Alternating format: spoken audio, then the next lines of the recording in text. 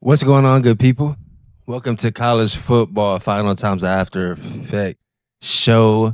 We are in week 8 of College Football Final. We are in episode 100 of the After Effects show. I'm your host, LeBron Stephen, but you can call me LBZ, L Boogie, Big Brown, B Ron, LB, Barani. The choice is yours. And y'all know how we do, man. Let's just dive right into it.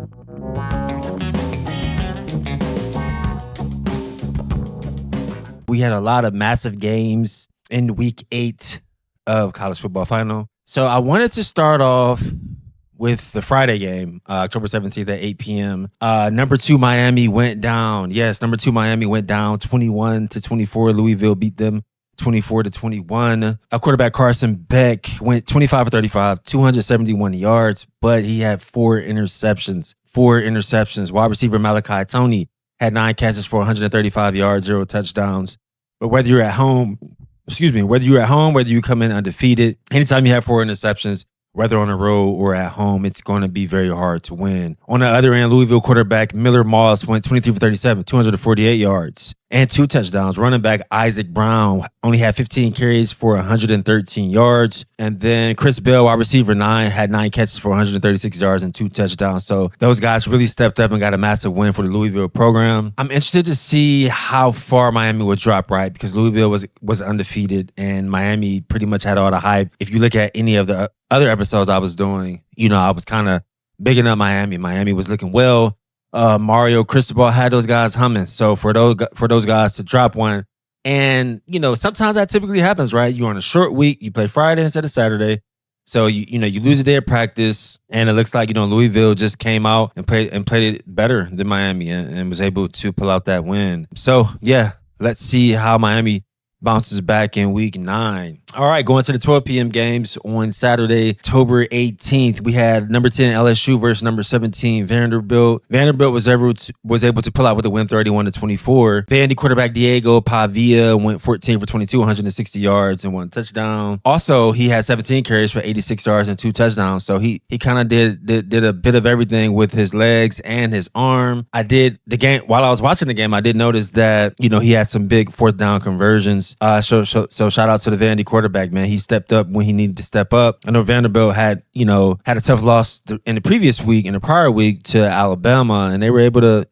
fight at home and, get a win versus a very good LSU team. On the other side, LSU quarterback Garrett Nussmeier went 14 for 28, 225 yards and 2 touchdowns. So Brian Kelly did have those LSU guys ready to play and compete, but they were not able to get the win on the road. Moving on to the 3:30 slot, you had number 9 Georgia versus number 5 Ole Miss. Georgia was able to eke out with the win, 43-35. Ole Miss came in 6-0. Lane Kiffin had Ole Miss, pretty much humming and connecting on all cylinders. And Georgia was able to, go in that another tough environment in the SEC and get the win 43-35. Georgia quarterback Gunnar Stockton had 26 for 31, 289 yards and 4 touchdowns. I really thought he played his ass off. I mean, 26 for 31, that is got to be between 65 and 80% completion rate. I thought Gunnar Stockton was very accurate and made some, really good decisions with the football, throwing for 4 touchdowns. On the other side, quarterback Trinidad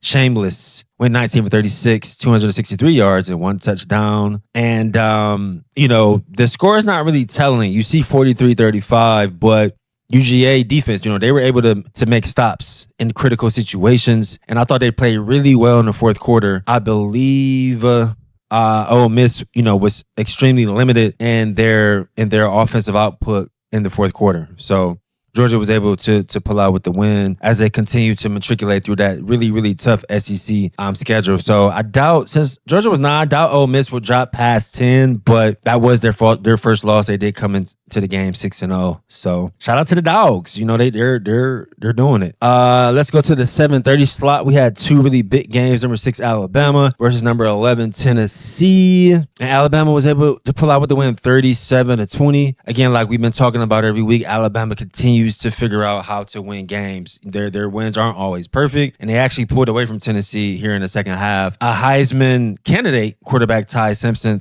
went for 19 for 29, 253 yards and 2 touchdowns.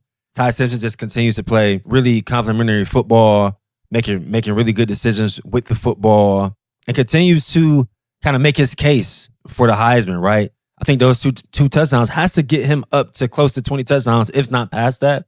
So, you're starting to hear his name on all of the sports shows. Is he a Heisman candidate? Can he continue to play well? So, eager to continue to watch Ty Simpson. Still a long season, but he continues to show up every week. Every single week I talk about Alabama, and since their first loss to Florida State, they have just, been able to, win and go 1-0 week after week after week. So very, very, very intrigued to see, how they continue to do. Wide receiver Ryan Williams had 5 catches for 87 yards. Kind of feel like, what do you all think? Is Ryan Williams having a sophomore slump? I feel like, we just haven't heard his name as much this year versus his freshman year. Not sure if doesn't really seem like he's having really big games like he was his freshman year. But definitely seemed like he showed up to play this game. And, there's still a lot of football left. So Ryan Williams, if anyone is saying you're having a sophomore slump, man, fight to play well and fight to help your team continue to win. All right. On the other side, Tennessee quarterback Joey Aguilar went 28 for 44, 268 yards, 1 touchdown and 1 interception. I have seen Joey Aguilar play a few times this year, and he's played well. You know what I mean? He's giving Tennessee a chance to get a win, to get most wins. So I'm not sure if Tennessee's record, they came to the game as the 11th ranked team in the country, but sure they won't drop off too much. But, Joey Aguilar just has to continue to lead that team, and they need to just focus on development, as they also continue to play, these tough SEC opponents. And then on the other side of the 7:30 p.m. slot, last game I got on the docket, we had number 13 Notre Dame at number 20 USC. Notre Dame was able to win 34-24. And it looks like, man, Notre Dame just killed USC in the trenches. 306 rushing yards. Yes,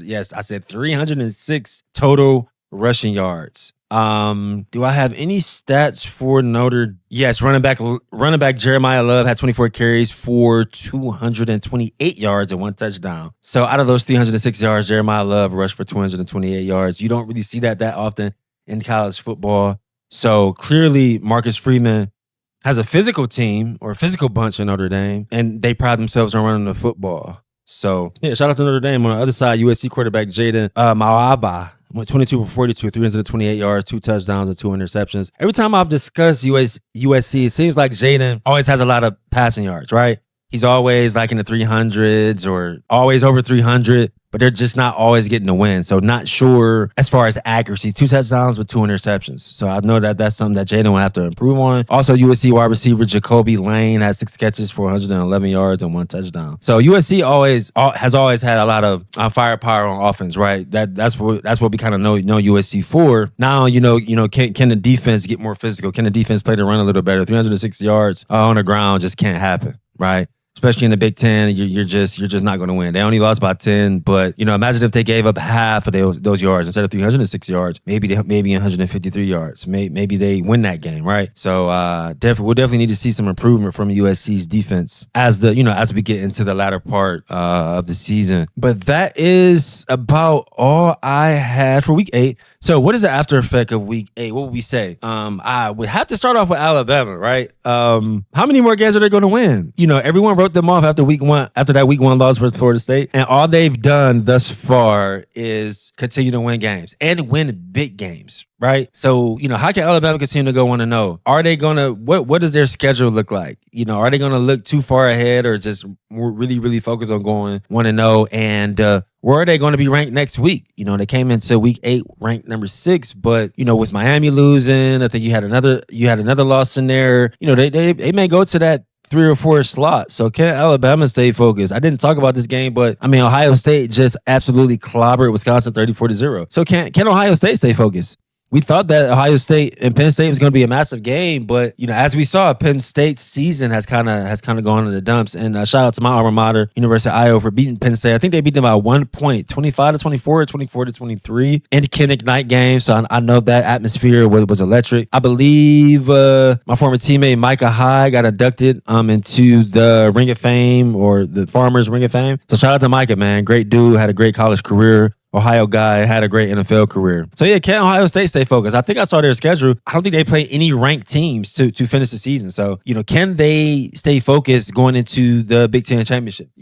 Are they going to clobber each opponent and really kind of solidify themselves as that number one team? And then can they raise the bar, once they raise the bar to whatever team they play, which will probably be Indiana in the Big Ten championship. So eager to see, if Ohio State can continue to just play really, really well and kind of dominate. I remember, after they won the national championship last year, a lot of analysts were saying there's no way that they will be better than they were last year, but they are Julian Sand is developing. Jeremiah Smith is playing very well. But I definitely think he could turn it up a notch. Number 17, wide receiver Smith. They're saying he may be kind of slipping into the first round. He's playing very well. Their pass rush is playing very well. They have the top linebackers with Arvell Reese and Caleb Downs and the top secondary.